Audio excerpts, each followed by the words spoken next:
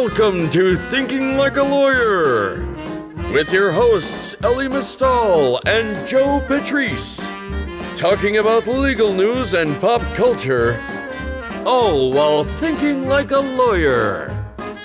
Here on Legal Talk Network. Hello and welcome to another edition of Thinking Like a Lawyer. Yes, I'm Joe Patrice from Above the Law, and with me, as always, Elie Mistal. I swam here today. Did you really? It's very wet and cold outside. Ah, yes. It is, it's cold. Well, it's not actually all that cold, compared to the weekend. Well, I still haven't warmed up from the weekend. My boiler broke over the weekend. Ooh. And that was a problem. Yeah. Pretty much only for me. Like, we have a fireplace, and so the kids and people were able to huddle around the fireplace. But the fireplace is very far away from my office, so. Wow. And you were diligently working over the weekend. I brought you, I had frostbite to bring you some of these takes. Interesting. This weekend. Yeah, no, I'd be very interested to see some of that output from the weekend from an editorial perspective. So we are here, as always. We would be remiss not to begin by thanking Smith AI, our sponsor, who is a virtual receptionist service for lawyers. So thank you to Smith AI. We'll be talking a little bit more about them in a minute. But first, Elie, you have some things to complain about? Yeah, white people. Well, right. Specifically. Okay, good. I was going to say, not all. Specifically, it can be all. Sometimes it is all, but this week specifically is the white media in the personage of Savannah Guthrie and the Today Show. Yeah. If you're not aware, they had an interview. We're recording a couple days before we record this with Nick Sandmann, who's the Covington Catholic smirking white boy teen. Last seen trying to block a Native American who was attempting to go to the Lincoln Memorial. I'm sure you've seen the video. I'm sure you've seen the extended video that shows like 3 random black people saying like horribly mean things to the children, to the kids. And you maybe have even seen the extended video, which shows those same group of Covington Catholic boys taunting women, one of them saying it's not rape if you enjoy it. So depending on which video or which angle or which whatever you see, what is indelible in the hippocampus is Nick Sandmann smirking in front of Nathan Phillips, a Native American, while his buddies laughed and carried on and tomahawk chopped at this Native American. Yeah. So, of course, the white media decided that we needed to hear more from Nick Sandmann. Like, that was the decision that Nick Sandmann needed in his own interview to clear up some of the confusion about his actions.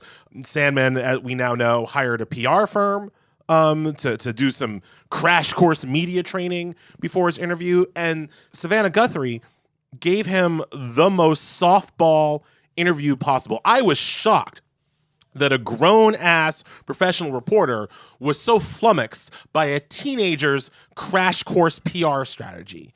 They let him appear on their program without wearing his racist hat, which I thought was unfortunate, and presented him just like a normal kid who, and I'm quoting him here, had every right to stand there.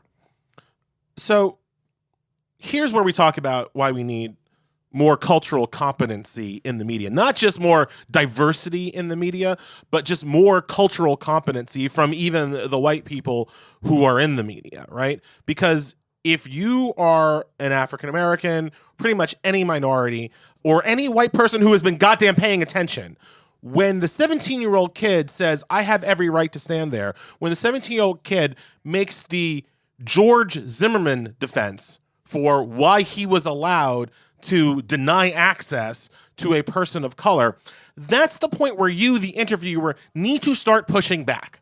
Yeah. That is the point where you need to say something and point out that this smirking idiot is now using the exact same language to justify his actions that other people have used to destroy black youths his age. And none of that was in the Today Show interview. None of that was coming from Savannah Guthrie. All we got is Nick Sandman's side of the story. If you've read me over the past week, you will know I am cut up about that because as a father of 2 black boys, I get to know that my kid's side of the story is not going to make it to the Today Show. The rush to judgment for my kids happens in 5 seconds when the cop shows up. Mm-hmm. We don't get to my kids aren't going to get to the Guthrie interview. And I just think that that's all a terribly unfortunate example of where we are with the media in this country, to say nothing of the racist MAGA crap that's started it all. Well, before we get any further on that, to read more about Ellie's thoughts on this, I believe you have a post in The Nation that deals with this. Yeah, I did an op-ed in The Nation as well. There we go. So check that out for a more extended take on this. Yeah, Savannah, who is absolutely an above-the-law reader, so we'll credit her there. But this was a major, major screw-up, I believe, journalistically, to offer any kind of platform for this sort of thing, because ultimately it's about being hacked. Like there's an effort underway to hack the media, and they found it, and they said you have to talk to us as part of both sidism, and what they ended up getting was everything that they could have possibly wanted, a puff piece that tries to excuse. I mean, my favorite part of the whole thing was the social media reaction about, well, if you watch this video, it's okay because they were taunted first. And I was like, maybe there are more videos. The video of that I saw was they got yelled at by some of the lost tribe of Israel, the black men who believe they're from Israel. And I don't know if you've never seen them. It's a few black guys who look like they're, extras from an off-brand version of Harry Potter, and they talk a lot about Israel, which there's some kind of religious zeal to it, but mostly what they do is troll people. But for everybody who tried to defend these folks based on that interchange, their argument is implicitly, see, some robe-wearing black dudes said something, so therefore it was entirely reasonable for white kids to go after Native Americans. Right? Like that's like the implicit argument, which seems almost to be saying more than anything else could about what's wrong here. Once black people piss me off, I get to do whatever I want. Right. Is what they're arguing. Yeah.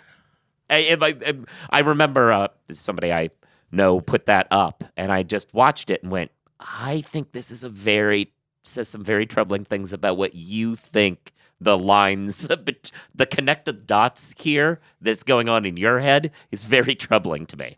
But alas, that's that. Let's talk about something positive. Well, we can talk about something positive, which is, what to do if you're missing calls. If you're missing calls, are you spread too thin? Interruptions kill your productivity, but clients demand a quick response. The U.S.-based professional receptionists at Smith AI help law firms screen new clients and schedule appointments by phone and website chat. Plus, Smith AI integrates with your software, including Clio and LawPay. Plans start at just $60 per month. Get a free trial at smith.ai. You need that Smith.ai because you don't want to miss the call that could be your love connection. Well, there you go. Yeah, good. I mean, I thought I'd already won the Segway game, but you couldn't let that go. No. I'm like your personal David Fahrenholtz or whatever. Ooh, inside joke. I spiked the football with the Segway game, and I want to talk about my favorite story that we wrote this week. That was written on our site this week. Rarely, for me, it's not something that I wrote that I like. Catherine wrote about love and making a love connection at law school. It's this very kind of cute story about a law professor who teaches a section where apparently people hook up. I mean, like a lot that has produced a lot of happy relationships, and that kind of got us into discussion about finding love at law school. Did you find love at law school, Joe? Did you find that girl sitting next to you in 1L section? I mean, no. No. Like, certainly. Well, I mean, depends. What do you define as 1L section? Do you define the bar across the street? Because yes. But no, of course, I frequented the bar across the street, but I wouldn't consider that, anything particularly serious. I think law school is an interesting place to find a life partner, right? So, full disclosure, I met my wife in college.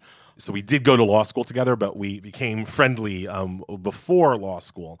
I think it's an interesting place to make a love connection because there's something about law school, especially 1L year, where only other people who are going through it really understand what you're going through. It's different than college. Everybody's been to college. Everybody can kind of empathize with like a college junior, right? Like we kind of all have been there. I don't think it's particularly important whether or not you're a college junior at a state school or a private school or an Ivy school. There's a commonality to that experience that kind of goes across the nation. The commonality of the 1L experience, while I think it is common across various law schools, is very limited to like being a 1L and having your mind kind of changed and warped and assaulted in the way that law schools do to 1Ls. And so I feel like finding a way to find love while your entire worldview is being challenged, I think that's a beautiful thing. Wow. Okay. I mean, does that not melt your hard heart? No. But no. I try. I have exactly. I'm entirely unmoved by all of this. Yes, there are weaker people who, when they are facing trauma like that, end up. It happens in action movies somewhere in the middle when they're being shot at. They get together. I suppose that happens. It's a huge part of the plot point of Speed. Yeah, I mean, right. It's okay. But no. Yes, so incredibly traumatic experience, which first year of law school is. This can happen, sure. Yeah. I would have found it hard to date a woman while I was in 1L who did not understand my joke about how she was an attractive nuisance. Oh, my God. Right? My lines would not have worked on a woman. I'm pretty confident they wouldn't have worked anyway, dude. Dude, I'm married. I have 2 kids. They worked, all right? It works. Maybe not that particular one. I mean, the overall presentation works. With somebody that you'd already known. That you don't think that you never used the attractive nuisance line? Yeah, I don't think it was going to play well, no. I mean, I've used that line like for real. You have? Yeah. To Christine, to my wife. Oh, okay. It worked. I mean, she didn't leave. Right, okay, so we're defining worked by she has not, in fact, left. Which I think basically is true of any law joke other than I've got you by adverse possession, which probably would. That's more of a Kavanaugh love joke. Ooh, see, that's interesting. You took it that way, which fair enough. I was taking it more you met her in college and you're now old, so so now she's kind of stuck. I was taking it that direction. You took it a whole different way, and I fully agree. You probably are right, and I cheerfully withdraw. We should stop talking about this until Catherine or any woman can come on the show. Yeah, but no. So you enjoyed that story. That was my favorite story of the week. What was your favorite story, Joe? So my favorite story is a feel-good story on one level, but on a deeper level, I think it raises some interesting questions for analysis, and so I'll go into it. It's a law school story. The University of Virginia School of Law, they have a professor who has been running a multi-year survey trying to track results and satisfaction of graduates over a long period of time. So the class of 1990, who at this point, we're a very long time, almost 30 years of data. He's been following the class, and first of all, the response rate is almost more impressive than what the responses were. He's getting roughly 85% responses, which, let's be honest, if a law school came at me and said, hey, please write back this little note, I would probably not do that. And I liked law school. So they're getting a huge response rate. And ultimately, what the responses show is that they're getting, roughly 90% or better of the people are happy. Really? Yeah. Very interesting. Very happy with their careers. How far are popped collars really going to take you? Yeah. I mean, it shows that you can You can go a long way with a popped collar. And actually, I'm going to get to that in a minute. But on the one hand, good for Virginia. Whatever kind of culture they're growing there, it seems to make people relatively happy. The fact that it's a public school and therefore for in-state folks is a little lower priced, so that could be helpful too. But the first bit of analysis, and I go into this in the article, that I think demands to be thought through is what's elided in the discussion is that when they went to school in 1990, do you have any guess how expensive law school would have been in 1990? Adjusted for inflation, adjust for either. I'll take 2019 dollars. I'll take either. In 2019 dollars, I'll say 15,000. Yeah. No.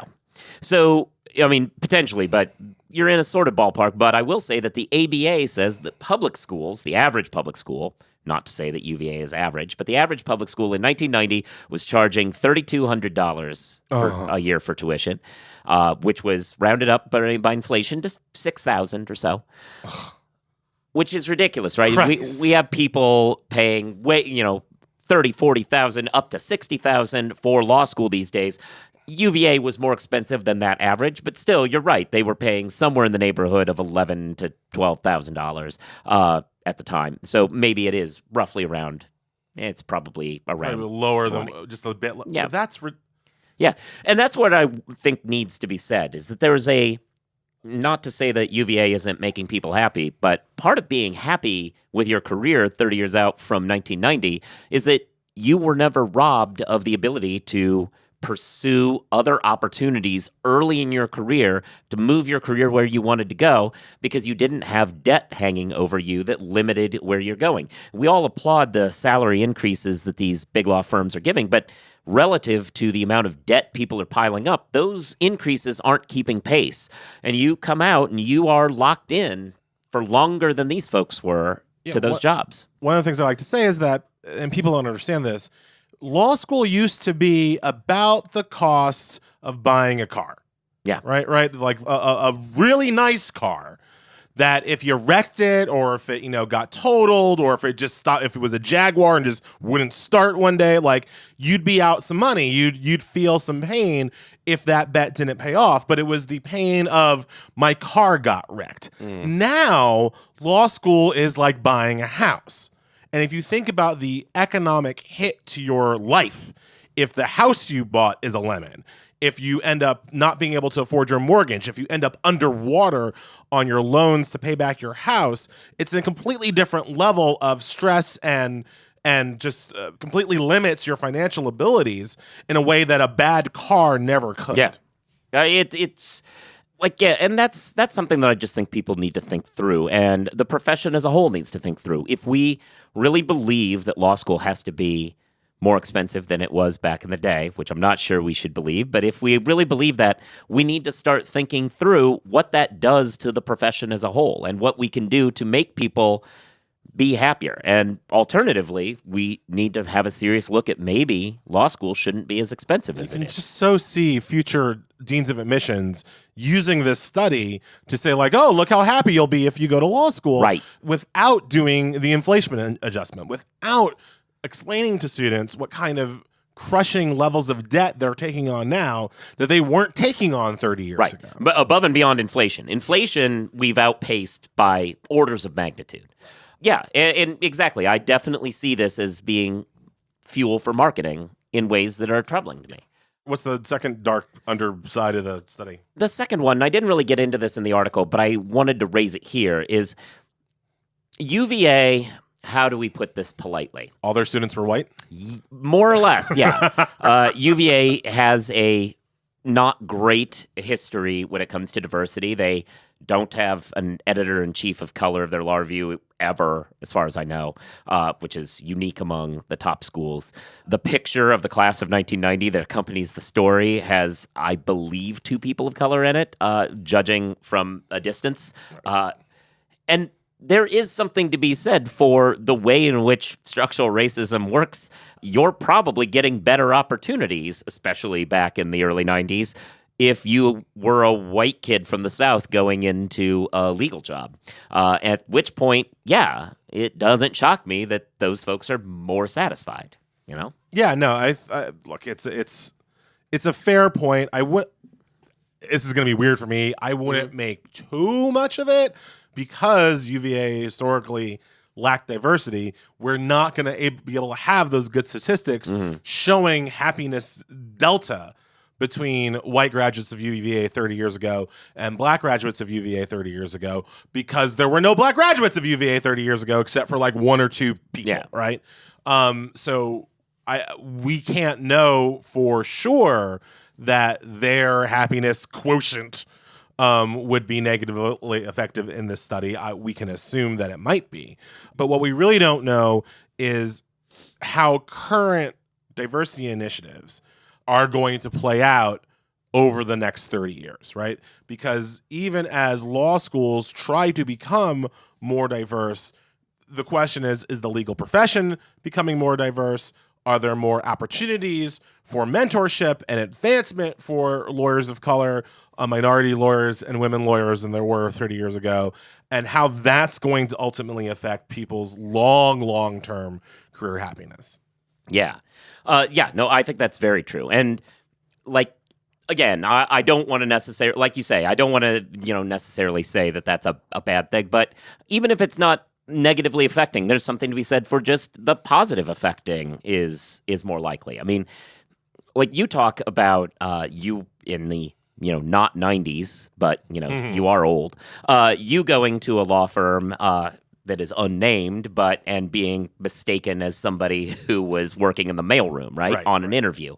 That sort of thing is the sort of thing that might lead somebody who graduated in the 90s to not be as happy with law. And that's a thing that white folks don't deal with. And so, generally speaking, I think you'd find, independent of what school or whatever, not even discussing the negative feelings that people of color might have, but that white people don't have nearly as many opportunities to be angry at their job as befall people, any applicants of color. And so that's why I think you're always going to find, aside from everything else, a slight push towards more positive results over time when you're dealing with a response group that is mostly white in this particular profession over those particular years. Right. Yeah. And again, my question is anybody in the legal profession going to do anything about that, right? Because it's the we talk about the pipeline problem sometimes about firms who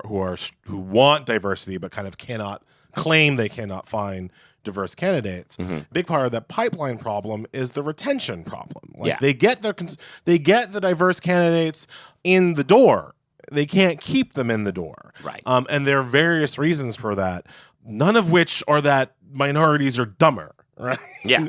Right. There are a lot of reasons for why minorities do not, even if they survive, do not thrive in these environments, and law firms still haven't figured out the answer to retaining the diverse candidates they get from a now committed to diversity UVA. Right. Yeah. So it obviously isn't the necessarily the lead to the story, but it's something that I think everyone should consider whenever they see these sorts of stories. Is like, look at it from all these angles because they're all kind of there and deserve to be given some attention. And again, if you're rich and white and your father can afford law school for you, UVA is probably a pretty good school. Well, right, yeah. Well, I mean, if you could afford it, you don't even need to go to a public school like UVA. You could go visit the good people up at Harvard, where back to my David Farrenhold problem. Yeah, all those. Yeah. All right, guys. I think that's it for us. Can we have one more technical difficulty before we leave? I mean, the listeners have no idea that we had technical difficulties. Like, seamlessly, we have managed to make it seem like nothing happened there. Yes. Yeah. But oh my, dear listeners, there were some technical difficulties here. But we got through it like champs with the help of our folks at Legal Talk Network, which brings us to our sign off. Let's begin this time with thanking the Legal Talk Network. You should listen to all of their shows, give them reviews and ratings, just like you should give reviews and ratings of our show. You should be reading Above the Law, following us on Twitter. He's at Elie NYC. I'm at Joseph Patrice. You should be listening to The Jabot, which is our colleague Catherine, who we mentioned on this show, her podcast. You should be... What else can you be doing? Reading the Nation, read that Nation post. You got to read, you got to follow us on social media, and you got to like the podcast. If you're doing those three things, we love you. Yeah, I mean, and I'm not putting aside the possibility that we love you alternatively. I mean, you seem like, from this podcast, you seem like super into lovey sorts of things. I don't really care. But if you're doing those three things, we love you. And if you liked my attractive nuisance joke, I love you. Right. Okay, there you go. So let him know if you like that attractive nuisance joke. And finally, and most importantly, thanks to Smith AI for sponsoring us. And with that, we will sign off for now. We'll talk again in the future. Peace. If you'd like more information about what you've heard today, please visit LegalTalkNetwork.com. You can also find us at AboveTheLaw.com, ATLRedline.com, iTunes, RSS, Twitter, and Facebook. The views expressed by the participants of this program are their own and do not represent the views of, nor are they endorsed by, Legal Talk Network, its officers, directors, employees, agents, representatives, shareholders, and subsidiaries. None of the content should be considered legal advice. As always, consult a lawyer.